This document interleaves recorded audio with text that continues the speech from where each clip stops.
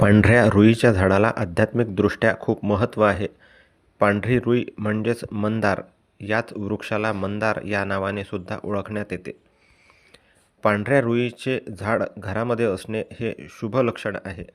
आपल्या घरामध्ये पांढऱ्या रुईचे झाड लावल्याने घरात भरभराट होते, लक्ष्मीचा वास राहतो, तसेच आर्थिकदृष्ट्या मनुष्य समृद्ध होत जातो.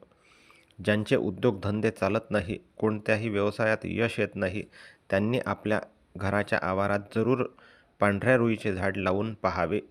पांढऱ्या रुईची फुले महादेवाला आवडतात.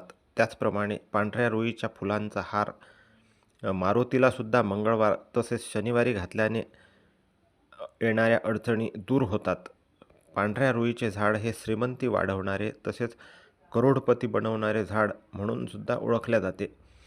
पांढऱ्या रुईचे झाड घरामध्ये असावे, परंतु अगदीच घराच्या जवळ नसावे. थोडे अंतर सोडून हे झाड लावल्यास अतिउत्तम. जसजशी या झाडाची वाढ होत जाते तसतशी घरामध्ये भरभराट येताना आपल्याला दिसून येते. अगदी ज्यांच्या घरात काहीच नाही किंवा खूप अडचणींचा सामना करावा लागत आहे, अशा कुटुंबाची देखील प्रगती होणे सुरू होते. म्हणूनच गेल्या अनेक वर्षापासून पांढऱ्या रुईला तंत्रसाधनेमध्ये देखील खूप महत्त्व आलेले आहे. पांढऱ्या रुईच्या मुळांनासुद्धा खूप महत्त्व आहे.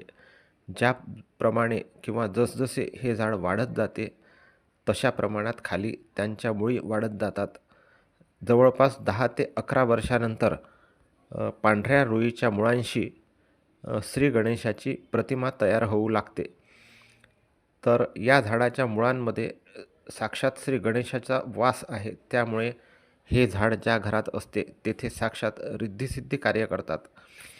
त्यामुळे हे झाड लावून आपण प्रत्यक्ष अनुभव घेणे गरजेचे आहे. पांढऱ्या रुईची रोपे अत्यंत सहजपणे कुठेही उपलब्ध होतात. पांढऱ्या रुईच्या झाडाची दररोज पूजा करणे अगदी योग्य आहे. दररोज जे गृहस्थ पांढऱ्या रुईच्या झाडांची पूजा करतात त्यांना कशाचीही कमतरता भासत नाही. घरात अन्नधान्याने ते परिपूर्ण असतात.